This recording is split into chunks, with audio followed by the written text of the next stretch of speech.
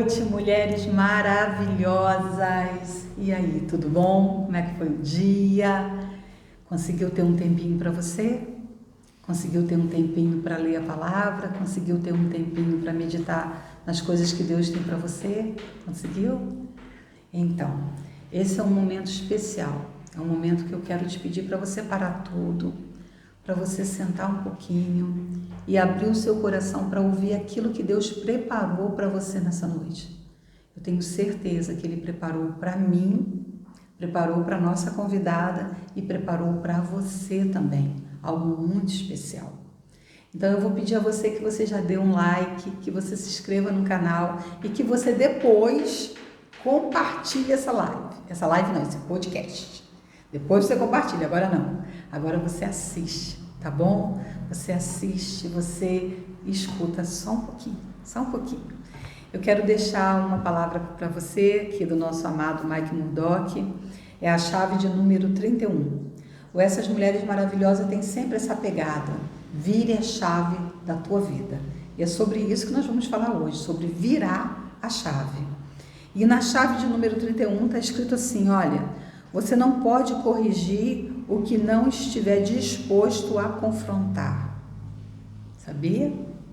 Se você não está disposto a confrontar uma determinada coisa, você não vai conseguir corrigi-la. Então você precisa pensar e ver se o que está acontecendo na sua vida é bom para você. O trato que você está tendo com o seu filho, que o seu filho está tendo com você, é bom? É bom? Te deixa feliz?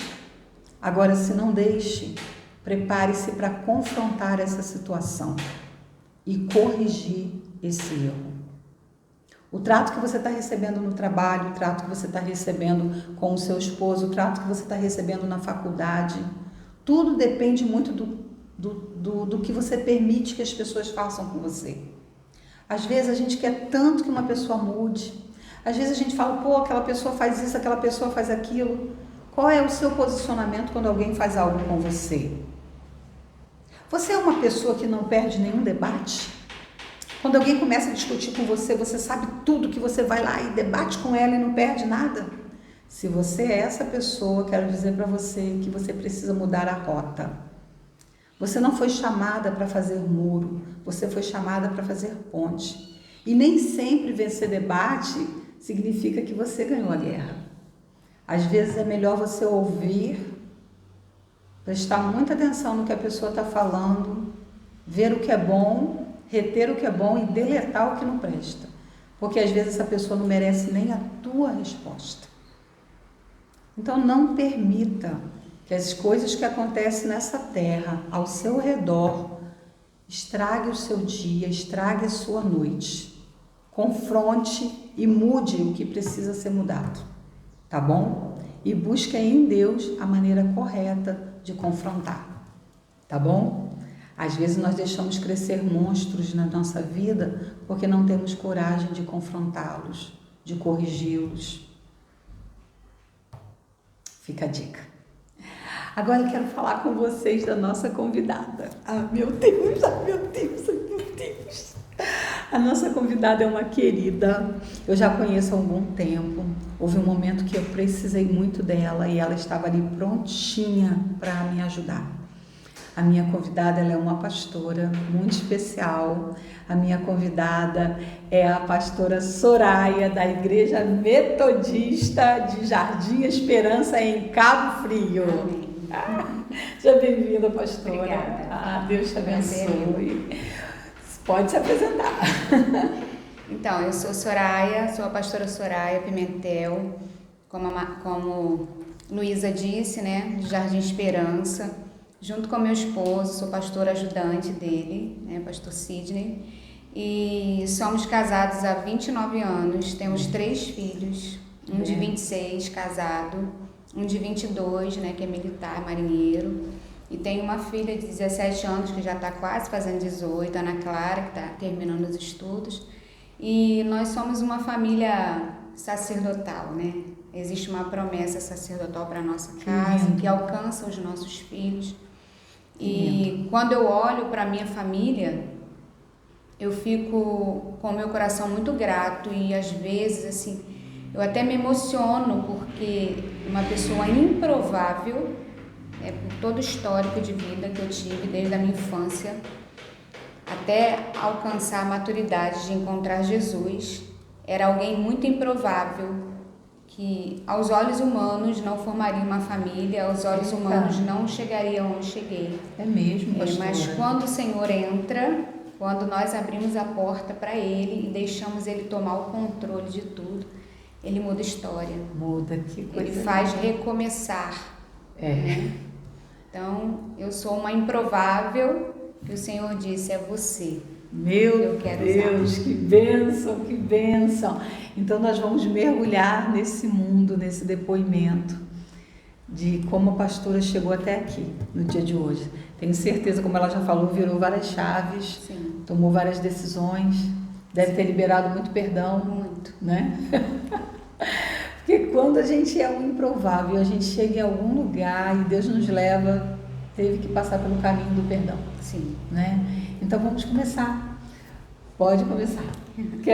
Vamos começar. Você começou, a sua improbabilidade começou na casa dos seus pais? Sim. Eu não nasci no lar evangélico. Meus pais, na verdade, nós somos nordestinos, né? Eu nasci lá com 1 ano de idade e eu vim para o Rio de Janeiro junto com eles. Na verdade, meu pai veio na frente para procurar emprego aqui. E minha mãe ficou comigo lá. Sim. E nesse decorrer, minha mãe descobriu que a minha avó estava dando a mim, a um casal de fazendeiros. Dando você sem falar com ela? Sem falar com ela, porque ela não aceitava o fato da minha mãe ter engravidado e tudo mais. E minha mãe descobriu isso que estava para acontecer. E conseguiu, na época, mandar uma carta para o meu pai aqui no Rio. E o meu pai imediatamente mandou recurso para que ela viesse. E aí nós viemos. Eu tinha 1 ano de idade, mais ou menos 1 ano de idade. E não foi nada fácil, porque meu pai era alcoólatra, né? E eu cresci dentro desse lar de um homem alcoólatra que agredia minha mãe. Sua mãe, voltando ali, teve que ter muita coragem de tomar essa decisão. Sim. De pegar você com 1 aninho, sair lá, vir para uma terra distante. Sim. Né? Enquanto menina. Mas o que motivou foi esse fato de querer te dar. De querer me dar. Amor de mãe, né? Tremendo. E aí viemos para o Rio, passamos por muitas necessidades, muitas. Algumas eu ainda tenho muitas lembranças claras assim na minha mente. Uma delas, eu até testemunho isso quando eu tenho oportunidade. Nós éramos pequenos, né? Meu irmão era bem menor do que eu, mas eu já entendia. E meu pai deixava faltar muita coisa dentro de casa. Minha infância foi assim, de muitas faltas. Entendi. E eu lembro que um dia à tarde não tinha sabonete para tomar banho. E eu lembro, eu tenho essa imagem na mente. Minha mãe subindo no muro, porque meu tio morava do lado, numa casa ao lado da casa que nós morávamos. E ela chamando a esposa dele e pedindo um sabonete que era para dar banho nas crianças. E ela deu um potinho de manteiga na época com muitas pontas de sabonete. Gente. Muitas pontas. E aquilo ficou marcado na minha cabeça, assim, porque aquele pedido não era por um sabonete usado, aquele pedido era por um sabonete novo. Mas o que minha mãe recebeu foi um pote de manteiga com pontas de sabonete. Tanto que hoje eu não consigo usar o sabonete até o fim. Porque eu lembro desse episódio. Menina. Não, é o fim, ninguém merece. Vamos pegar um novinho. Gente do céu. Então nós vivemos num nível de dificuldades assim. Dificuldade para se vestir, dificuldade para se alimentar. Então era uma pessoa totalmente improvável. Totalmente improvável. Morávamos de aluguel, não tínhamos casa própria, morava um tempo numa casa. Aí, pelo fato do meu pai beber, não tinha muita responsabilidade, atrasava o aluguel, o dono pedia a casa e tinha que mudar. Então ficava se mudando de casa em casa. E a gente tinha fomos crescendo dentro dessa vida, sem contar a agressão, né? Porque ele agredia muito a minha mãe. E quando nós éramos pequenos, não tinha muito o que fazer. O que a gente fazia era só chorar e gritar. Até a ponto de crescermos e conseguir entrar na frente e impedir a agressão. E crescemos dentro desse cenário de muita tristeza, de muita aflição. Aí cheguei minha fase de adolescência, né? Aí trabalhei muito cedo, fui trabalhar muito cedo e para poder me sustentar, para poder ter as minhas coisas. E nesse período de trabalho, já trabalhando, já jovem, não vou dizer nem que eu era adolescente, não, já era jovem. E aí eu conheci meu esposo, né? A gente começou a namorar. E voltamos a namorar, na verdade, né? Porque eu namorei ele no início da adolescência, aí meu pai descobriu, proibiu o namoro, eu obedeci e voltamos já na minha juventude, com 16 anos.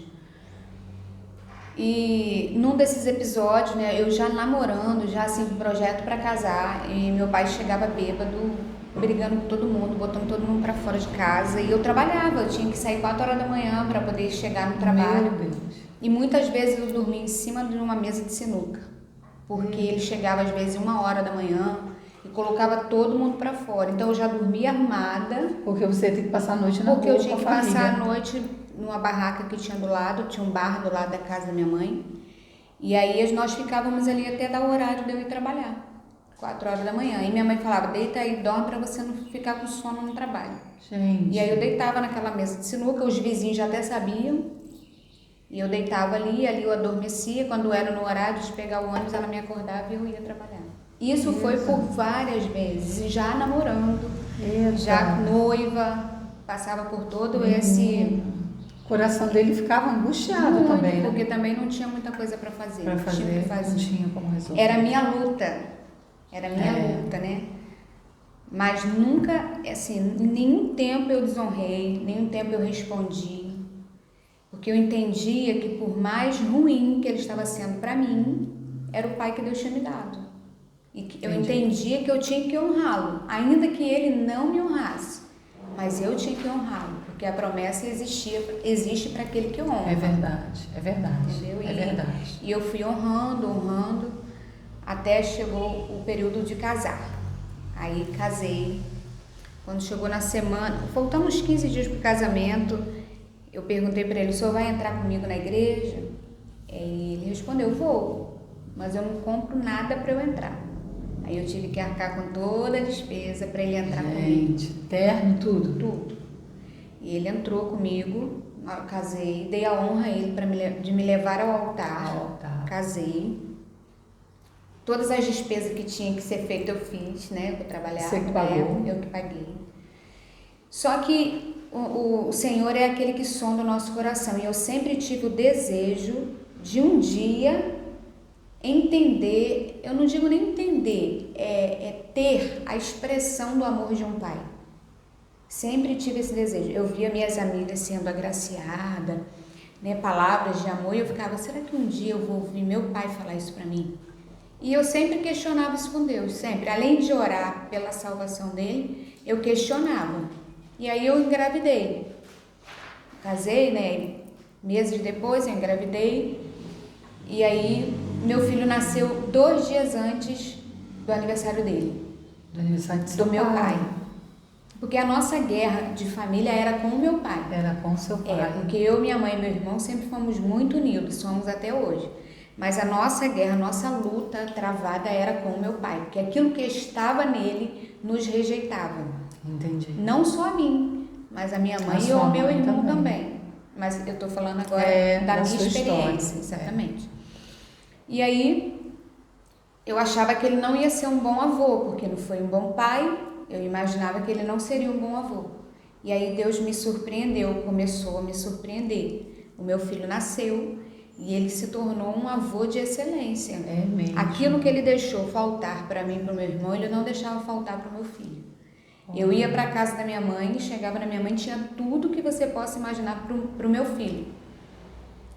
Às vezes coisas que ele nem usava, ele passava, ele via, comprava e botava lá. O armário da minha mãe tinha mais coisas para criança do que alimento para casa. Isso. Então isso começou a mudar o meu olhar e o meu sentimento por ele. Assim, as coisas que ele fez comigo no passado era como se aquele amor que ele dava para o Mateus fosse sufocando toda a decepção, tudo aquilo que ele fez comigo. Mas já foi Deus trabalhando em cima de mim. Foi. E aí veio o segundo filho, o amor dobrou, a atenção dobrou. O segundo filho veio muito parecido com ele, Olha, fisicamente, né? E ele ficou todo orgulhoso por conta disso. E o amor dobrou, a atenção, o cuidado era dobrado com o segundo filho. Por fim, depois de 5 anos com os dois, eu engravidei da minha filha. E o sonho dele era ter uma neta, mulher. E ele teve essa neta, só que no ano que eu engravidei da minha filha, ele adoeceu, ficou muito doente. Ninguém descobriu o que ele tinha, até que ele, muito desfalecido, com o corpo esverdeado, com os olhos esverdeados, nós levamos ele na minha obstetra, que eu fazia o pré-natal. Eu já estava com 8 meses da minha filha. E aí eu falei, a única solução é levar ele nela, porque ela também era clínico, além de obstetra, ela era clínico. E aí quando chegou lá, ela examinou ele e pediu um exame que fez na hora e constou que ele estava com uma desidratação muito severa, que ele precisava se internar. E a partir daquele dia, Deus começou a mudar o coração dele em relação a mim. A mim. Ele olhou para mim e falou assim... Até então até então, não é que ele me tratava mal, ele não me tratava mais mal. Mas nem tocava no assunto do passado. Não tocava no assunto do passado, não havia pedido de perdão. Se tivesse que gritar comigo, gritava, mas também o comportamento dele em relação a mim de maldade tinha diminuído por conta das crianças. Quando a gente soube que ele ia ter que internar, ele olhou para mim e falou assim, não deixa eu me internar, eles vão me maltratar lá porque eu sou alcoólatra, cuida de mim em casa. E aquele pedido veio assim no meu coração como uma missão. E aí eu pedi à doutora, falei, se eu consigo cuidar dele em casa, ela, se você tiver alguém para impulsionar a veia dele, consegue. E aí foi aquela correria, eu consegui comprar os remédios, que eram tudo remédios hospitalar, e cuidamos dele em casa. Eu não dormia, eu passava a madrugada acordada, porque tinha horário para aplicar o remédio no soro. Gente, que tratamento, hein? Enfim. Tratamento de alma. De alma e de perdão. Porque quando eu vi a fragilidade dele doente, eu entendi que ele era tão pecador como eu. Né? E aí o perdão que ele precisava receber de mim, ele recebeu naquele período. Gente, tremendo. E aí eu fui cuidando dele, mas infelizmente no outro ano ele não resistiu, ele faleceu, mas não foi nem da doença, porque ele ficou bom da doença, ficou restaurado. Eu tinha 30 anos, nós nunca tínhamos tido um Natal e um Ano Novo na nossa casa, nunca. Todo Natal e Ano Novo passávamos muita necessidade, não tinha nem o que comer no Natal e Ano Novo. O nosso Natal e Ano Novo era na casa dos vizinhos, os vizinhos já até sabiam, eles faziam a ceia e nos convidavam. Só que quando eu casei, eu passei a fazer na minha casa, mas ele não ia, porque ele sempre bebia muito e ele não ia na minha casa bêbado ou fumando. Ele chamava até no portão, mas ele evitava de ir. Então, os natais e Ano Novo com família eu nunca tinha tido até os 30 anos. Naquele ano, quando ele se recuperou, a Ana Clara nasceu, ele chamou a mim e o meu esposo e falou assim, vamos no mercado, que esse ano eu quero fazer um Natal e um Ano Novo, na minha casa. E aí fomos, ele comprou tudo, você possa imaginar, para ceia de Natal e de Ano Novo. E fizemos o Natal e o Ano Novo, ele não bebeu, nem fumar ele estava fumando mais. E tivemos um Natal e um Ano Novo em família, algo inacreditável para mim, para minha família, para os nossos vizinhos, inacreditável, a ponto dele mandar convidar a igreja que nós pastoreávamos na época e os vizinhos. Gente! E aconteceu esse Natal e o Ano Novo, foi uma bênção. Que bênção! Foi assim, foi um tempo de refrigério. Deus nos deu um ano de refrigério antes de levá-lo. E aí quando foi no outro, essa enfermidade dele foi em agosto de 2006. Aí em 2006 nós tivemos o Natal e o Ano Novo. Quando foi em 2007, em agosto de novo, ele saiu para trabalhar e na volta do trabalho ele foi atropelado e faleceu no local. Olha, Deus preparou tudo. Tudo. Foi um ano que nós tivemos um refrigério E assim, Deus tratou do nosso coração. Hoje eu sinto saudade dele. Queria que ele tivesse para conhecer meus filhos, para saber quem eu sou hoje. Mas Deus tem seus meios. Deus tem. E aí ele faleceu um ano depois, em agosto de 2007. Eu vivi um negócio parecido com o teu, com o meu pai também. Meu pai, ele foi um moço muito difícil, seu Murilo. As pessoas conhecem seu Murilo. Ele foi um homem muito difícil para a mamãe, para os filhos. Ele era uma pessoa boa, mas era brava, sabe? Dava os ímpetos assim. E depois que a mamãe morreu, eu fiquei cuidando dele. Quando eu comecei a cuidar de papai, eu comecei a cuidar de papai como uma missão. Porque mamãe pediu, não abandona seu pai. Depois eu fui me apegando. No último ano da morte dele, eu já estava apaixonada por papai. Apaixonada. Papai ficou internado. Papai, em fevereiro, 22 de fevereiro, papai... eu estava em casa, em fevereiro eu estava em casa, sonhei que eu levava os senhorizinhos da igreja para ficar com o papai e o Senhor falou para mim, leva as pessoas de idade para ficar com seu pai. Aí eu conversei com o pastor Eunice, falei, pastor Eunice, vamos levar a terceira idade lá na casa de papai, que eu já estava cuidando dele, já estava apaixonada, já queria ver ele bem, né? E ele vivia caindo, se machucando, era um negócio, se sujava todo de cocô, minha filha ajudava a dar banho, minha cunhada, meu irmão. Foi um período muito difícil, mas eu vi a fragilidade daquele homem que um dia foi tão cruel, estava ali, pecador igual eu, igual você falou.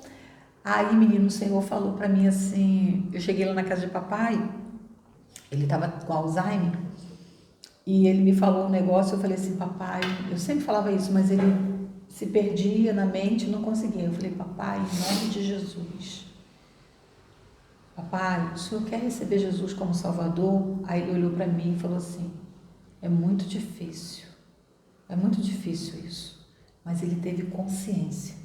Aí eu comecei a falar com ele sobre desfazer pacto que ele tinha sido chefe de terreiro, né? Comecei a falar com ele sobre desfazer os pactos. Ele fez uma oração de confissão de pecado. Ele desfez todos os pactos. Quando terminou de desfazer tudo, que aceitou Jesus como Salvador, ele perdeu o tino de novo. Menina, dali para frente o Senhor começou a cuidar de papai. Como eu já estava muito cansada, estava no tratamento de câncer, né? Eu coloquei meu pai, meus irmãos concordaram, colocamos ele numa casa de passagem, cheio de dorzinha, igual eu sonhei. Papai ficou 50 dias, parecia assim outro homem. Papai voltou a conversar, voltou a andar, voltou a fazer as coisas. Com 50 dias ele caiu doente, ficou 33 dias internado, eu fiquei com ele, eu e um outro irmão, os irmãos também iam lá, e ele morreu. Mas eu vi Jesus fazendo exatamente o que você acabou de contar. Me sarou você. Sim. Que talvez esse negócio dentro do coração da gente pudesse até impedir Deus de levar a gente onde Ele precisa levar. Sim. A grande obra, porque agora, pastora, eu estou entendendo a afinidade, como que você lida com a ação social de Jardim Esperança. Quando eu encontrei aquela mulher lá, eu estava na Secretaria de Desenvolvimento Humano e eu fui chamada para socorrer uma mulher em Jardim Esperança que a mama dela havia explodido, estava em carne viva. E eu falei, eu tenho que encontrar a igreja mais perto, porque o poder público não dá assistência. Quem cuida mesmo é a igreja. E a pastora foi lá, a Kelly do Serviço de Ação Social da igreja, coordenadora, deu uma assistência incrível para aquela senhora, até para a filha dela, mas para a senhora. E aí, assim, a prontidão era grande demais, amada. Era grande demais. A igreja ia toda semana, se eu não me engano, limpar a casa, arrumar, ajudar. Você me fez o pedido, eu até fui lá e tudo, mas quem fez o trabalho foi a Kelly e a equipe dela, de excelência. Eu ia fazer o trabalho só pastoral mesmo, mas o trabalho pesado mesmo, Quem fez foi Kelly e equipe, que Mas foi aí, de excelência. aí a gente vê, sabe o que, amada? A liderança, já tem uma pessoa de coração que quer, como Kelly, como a equipe.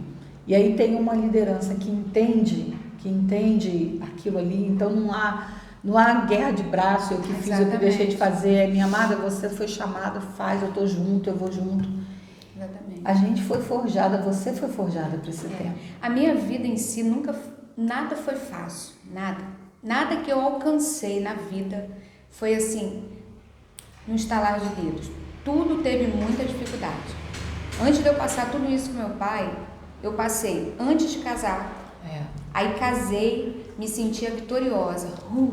Agora eu vou, acabou. Agora eu vou, acabou meu problema. Acabou. Agora eu vou viver minha vida com meu marido. E aí descobri um diagnóstico. Descobri que eu tinha mola idadiforme.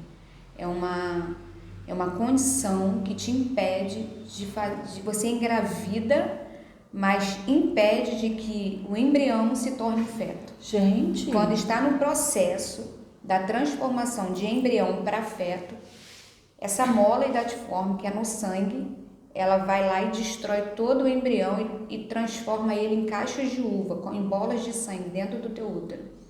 E aí o corpo entende que é um corpo estranho e começa a expulsar, você vai perdendo sangue, perdendo. Aí quando vai fazer o exame, tu descobre que tá com a mola. E assim aconteceu comigo, quando eu engravidei a primeira vez. Gente. Vindo daquele problema com meu pai, né, com a rejeição, com todos os maus tratos. E aí, quando engravido, achando que eu vou ser mãe, realizar o sonho de mãe, eu descubro essa enfermidade. E aí fui para o hospital e descobri o diagnóstico. O médico falou para mim o seguinte, sentado à mesa, ele falou, olha, você tem mola idadiforme, o seu nível de mola idadiforme no seu sangue já está em trilhões. Então, o que você tem que fazer para você conseguir engravidar? Você tem que zerar esses trilhões, mas eu não posso deixar de falar para você a verdade. Você vai fazer o tratamento, mas é algo que não é eficaz.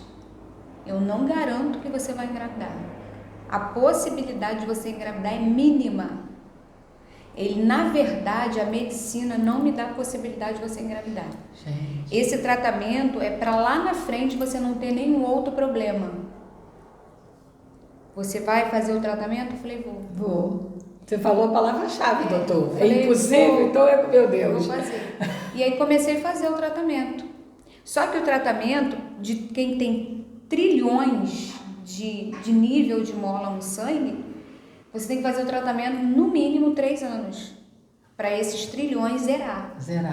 Para você receber alta e ter a oportunidade de tentar engravidar. E aí eu entrei em propósito de oração também na igreja que nós éramos, né? E começamos a orar em prol disso. Era terça-feira o nosso culto de libertação e cura. E aí eu ia lá na frente e os irmãos oravam por mim. Aí na segunda-feira seguinte eu ia tirar o sangue para ver o nível de mola no sangue. E aí de trilhões para chegar em bilhões, foi muito difícil. Mas durou 8 meses. Um dia eu estava no culto e aí a irmã me chamou lá na frente para orar, porque toda terça-feira eu ia lá na frente para receber a oração pela minha cura. Aí um dia eu fui e a irmã falou assim, ó, Deus usou ela em profecia e a mensagem que o Senhor mandou ela me entregar foi o seguinte, hoje termina seu sofrimento. Só que isso foi numa terça. Na segunda-feira que antecedeu essa terça, eu tinha feito o exame de sangue. Já tinha feito o exame. E estava alto, estava milhões. Milhões para zero era impossível, humanamente falando, cientificamente falando, era impossível. E aí ela falou naquela terça-feira, olha, hoje o seu sofrimento acaba. Chegou a hora de você desfrutar daquilo que você tem me pedido. E eu chorei, a igreja toda chorou, porque todo mundo sabia, né? Todo mundo sabia. Eu queria ser mãe e tudo mais, tinha 8 meses de tratamento. E aí eu fui na outra segunda-feira fazer o exame. Porque eu fazia o exame numa segunda e pegava o resultado na outra segunda. Então, naquela segunda, após a entrega da profecia, eu estava pegando o resultado da anterior. Da anterior. Isso. Quando eu cheguei lá, que o médico abriu o meu resultado, ele rugou os olhos e falou, não, Vamos fazer de novo. Não tô entendendo. Não é possível. Aí pegou o outro. Não deu errado aqui no teu exame. Eu falei, por que, doutor? Porque zerou. Não tem como zerar, você estava em milhões. Eu tenho esse papel até hoje guardado, Que bênção, amarelo. doutora, glória a Deus, pastor. Ele não tem como, então a gente vai ter que repetir. Glória Aí repetimos para outra segunda. Veio zerado de novo, ele não acreditou, fez de novo. Ele fez 3 vezes. As 3 vezes veio zerado. Aleluia. Aí ele falou, agora a única coisa que eu posso dizer para você é tenta engravidar. E aí foi quando 2 meses depois eu engravidei do Matheus. Gente. Uma gravidez saudável. Que veio trazendo a vitória que Veio você trazendo a precisava. vitória. Então, assim, você vê que foi luta em cima de luta, né? Aí tive a dificuldade de engravidar, mas engravidei do Matheus, aí o Matheus veio, meu pai foi mudando, aí teve a enfermidade dele, aí ele teve aquele ano de refrigério, o Senhor o levou, né? Porque eu quero crer que ele teve a oportunidade de se arrepender, porque ele já estava com o coração muito quebrantado. Né? E segundo eu fiquei sabendo, ele não teve uma morte de imediato. Ele chegou a cair lá no local, né, do acidente, ainda com vida. Teve um tempo. Parece que ainda demorou uns 10 minutos para ele morrer, para ele vir a óbito. Então eu quero crer que houve esse tempo, né? Porque ele estava com o coração bem quebrantado. Eu falo costumo compartilhar assim, nosso Deus, ele morreu numa cruz. Deus deu o seu único filho, né? Que era primogênito, era unigênito, depois virou primogênito por causa de nós, né? Então ele deu o seu único filho para morrer numa cruz pelos nossos pecados. Então a dívida, o que ele pagou foi muito alto. Então assim, os nossos filhos, a palavra de Deus fala, os vossos filhos são herança do Senhor. Fala também, crê no Senhor Jesus e será salvo tu e a tua casa. Não é crer no Senhor Jesus e talvez, se seu pai aceitar antes de morrer, seja salvo tu e a tua, não é isso? Não. É crer no Senhor Jesus e será salvo tu e a tua casa. Exatamente. É assim que está escrito. Então, se é assim que está escrito, é assim que será. Eu creio exatamente nisso. Eu creio que Deus vai dar o tempo de oportunidade que precisa. Agora, eu também creio assim, amada, que se a pessoa puder receber Jesus como Salvador, já garantir a salvação e continuar nessa terra, ela ficará. Mas se ela garantir a salvação e ela não puder continuar nessa terra, porque vai se perder, eu acredito que ela é ceifada. Eu acredito que Deus nos leva no nosso melhor momento.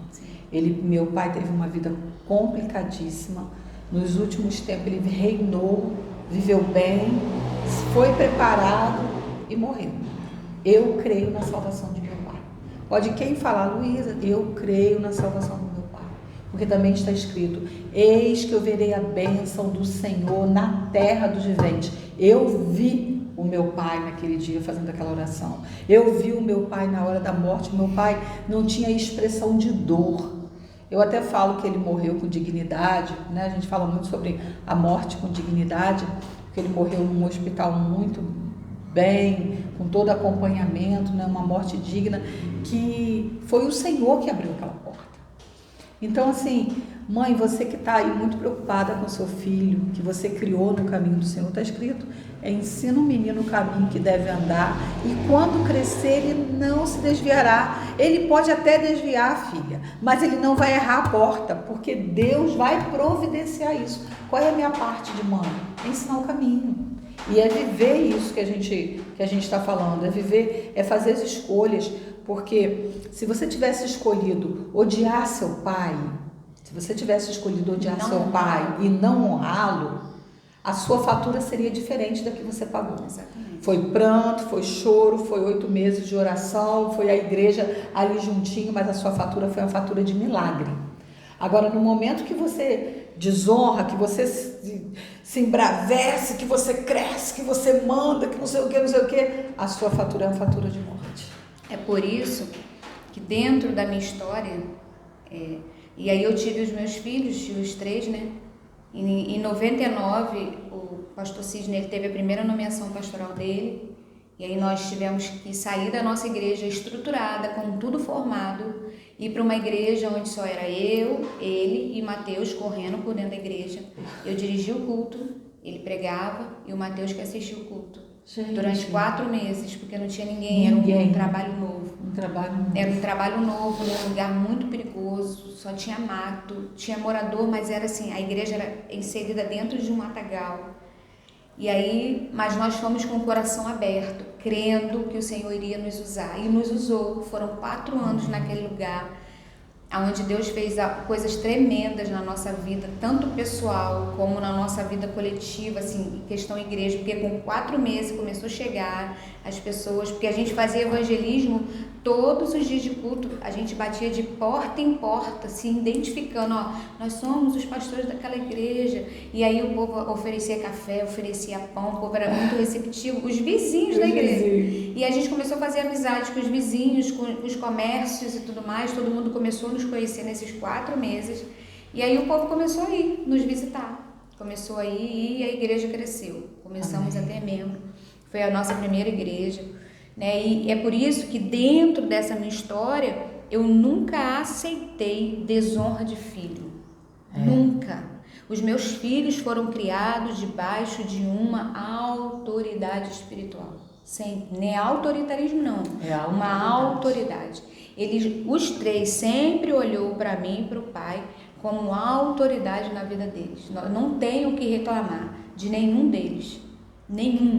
Cada um teve a sua fase de aprendizado, cada um teve a sua fase de correção, mas tudo coisa assim de criança mesmo, nada de absurdo, nada que pudesse degredir imagem, não, mas tudo porque em nenhum momento nós deixávamos de falar, nós confrontávamos, não, isso está errado, isso tem que fazer assim, tem que fazer, e em todo tempo, porque filho tem que entender quem é os pais. Esse foi o nosso ensinamento na nossa casa. Tem que entender quem nós somos. Tem que nos honrar. Tem que entender, porque a palavra diz que se o filho não honrar o pai e a mãe, os dias dele na terra vai ser diminuído. Não tem para onde correr. É palavra, e a palavra é verdadeira. Está escrito. Então a gente em todo tempo, desde pequenininho, sempre ensinamos os 3 a honrar a autoridade que eles têm, que somos nós, os avós. Então são filhos, são netos que não temos o que reclamar, os avós não têm o que dizer deles, entendeu? E minha amada, a gente já está terminando o nosso bate-papo, mas eu queria que você, o que você falaria para essa mulher que está nos assistindo agora, que está com a sua casa de cabeça para baixo? Imagina um quadro de cabeça para baixo. Filho trancado no quarto, não quer conversar, as notas estão baixas na escola, não quer falar sobre o assunto, o marido está lá vendo seu futebol e bebendo a sua cerveja, não está querendo muito conversar com ela sobre esse assunto, e ela está vendo tudo desmoronando e ela está dentro de casa. Então, se fosse eu nesta situação, primeiro eu iria orar muito, ia fazer um propósito de oração em prol dessas vidas, né? Em prol a esse marido, em prol a esses filhos, mas foi a leitura que você fez. Para eu ensinar, eu preciso confrontar. E o confronto, ele não é para nossa derrota, ele não é para nossa vergonha, ele é para forjar o nosso caráter. E o que acontece hoje com muitos pais e muitas mães? Eles têm medo, acham que não pode falar. Eu tenho uma amiga especial que eu escutei diversas vezes ela dizer para mim assim, ela falava assim para mim, olha, o filho dela era pequeno e às vezes ele aprontava, fazia muita coisa errada, assim, bagunçar, coisa errada de criança, de bagunçar mesmo, né? Ela deixar tudo organizado, ele ir lá bagunçar e ficar por isso mesmo. E ela falava assim, eu não brigo com ele porque eu já trabalho a semana toda, eu só tenho final de semana em casa, aí eu vou ficar brigando com ele. Mas não é assim. Não é. Não pode. Você não pode delegar a outro aquilo que é para você fazer. O confronto que o seu filho, o seu marido, em amor, não é confronto de guerra, é confronto na palavra, em amor. É você que tem que fazer, você não pode delegar a outro. Então, com o decorrer dos anos, essa mesma amiga sofreu consequências terríveis. Porque um dia Um dia, eu estava na varanda da casa da minha mãe e eu vi quando o filho dela passou em direção a um lugar que não era legal. Era uma boca de fumo. E eu falei, não acredito que ele está indo para lá. Eu desci as escadas da minha mãe, fui lá na casa dela. Ela é minha amiga pessoal. Fui lá na casa dela. Falei, você sabe onde está o seu filho agora? Não. Tem certeza? Tenho. Ele está lá em tal lugar. Ela não acredita. Ela, tá, e pode ir lá buscar ele. Vai agora buscar ele. Ela saiu correndo e foi buscar ele, trouxe ele para casa. E ali começou a luta dela. Teve que colocar ele num lugar para ele se cuidar, porque ele já estava usando droga, ele já estava se viciando. Ela teve que colocar ele, não sei se ele chegou a ficar internado, porque eu moro aqui em Cabo Frio, isso foi em Nova Iguaçu, né? Então a gente só se vê quando eu vou na minha mãe.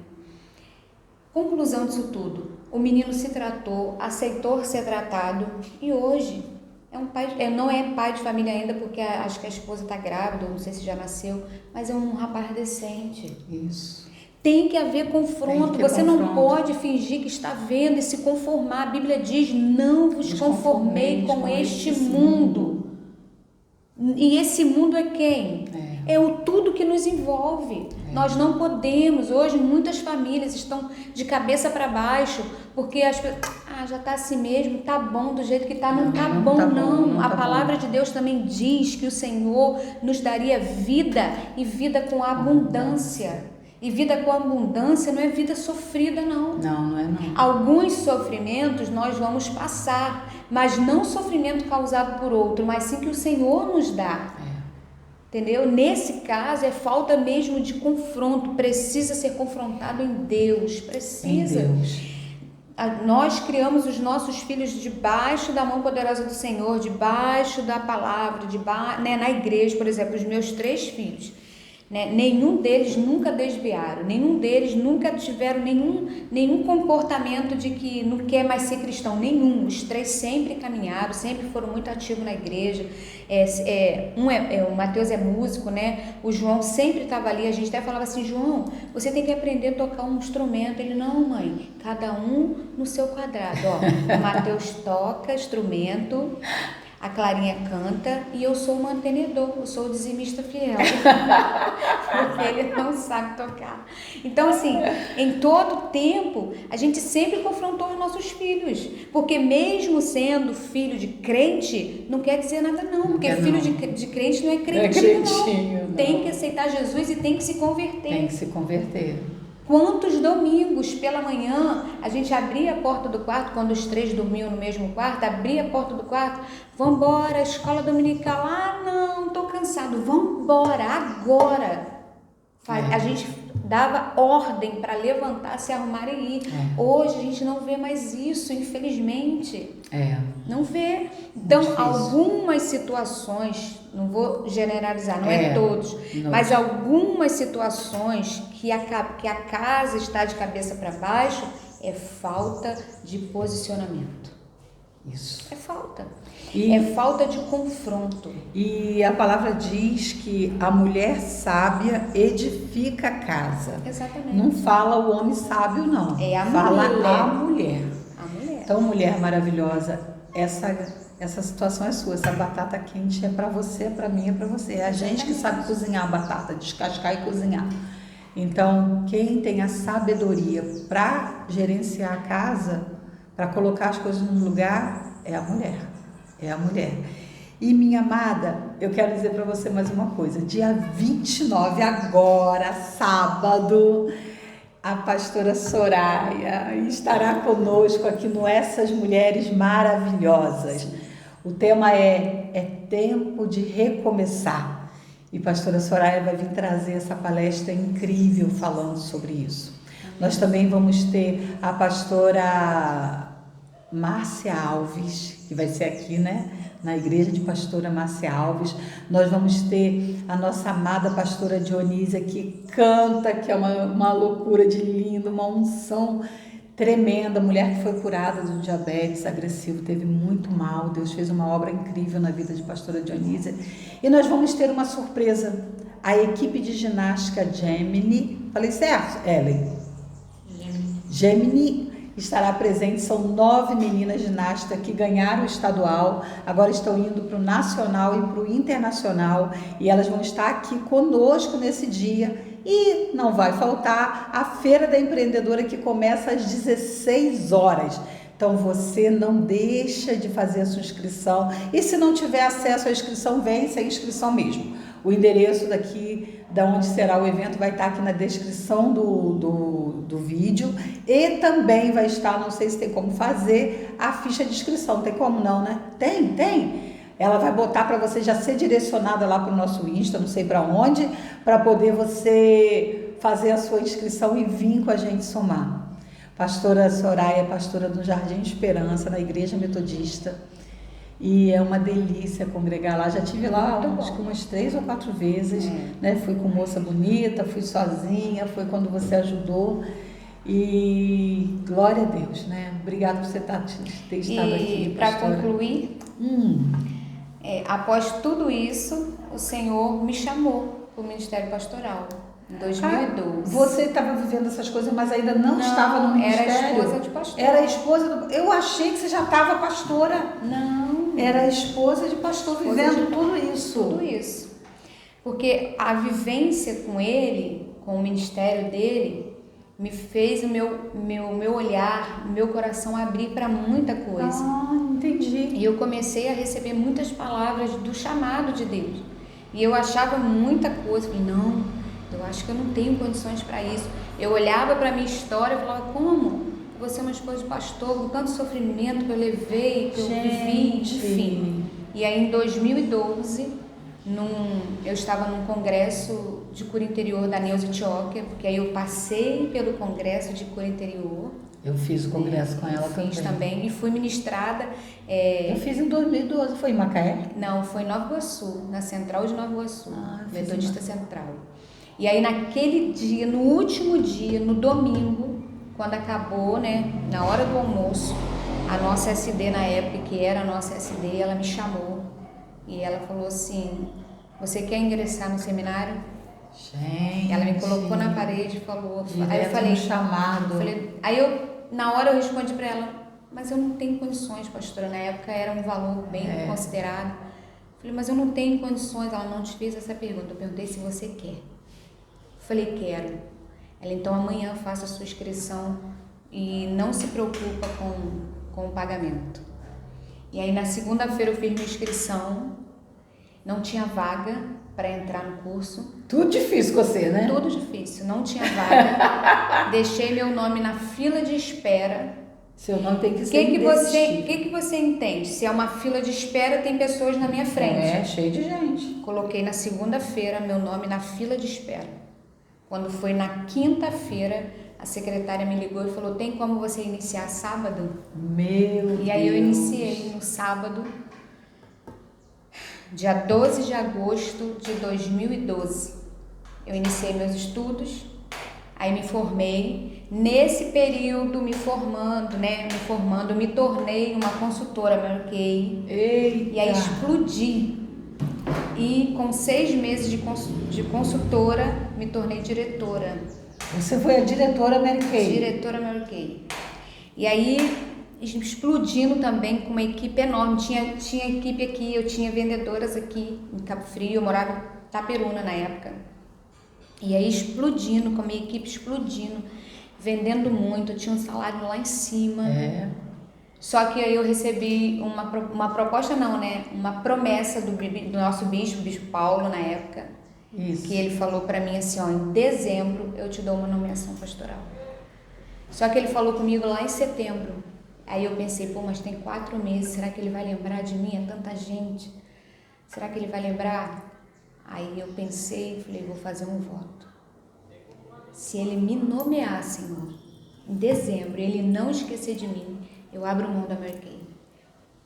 Olha. Aí quando foi no dia 15 de dezembro, saiu as nomeações pastorais daquele ano, né? De 2016. Saiu as nomeações pastorais. Aí meu nome estava lá no quadro, Menina. como pastora do Jardim Esperança. Auxiliar de seu Auxiliar do marido. meu marido. Olha isso, que benção. Aí eu abri mão da Mary Kay, não quis mais saber de Mary Kay. Eu uso Mary Kay, eu amo. Os produtos são maravilhosos, mas Eu amo Mary Kay. primeiro reino. Primeiro reino. E aí comecei o meu ministério. Menina, você é bem a abelhinha da história da Mary Kay, né? Uhum. Você conhece a história?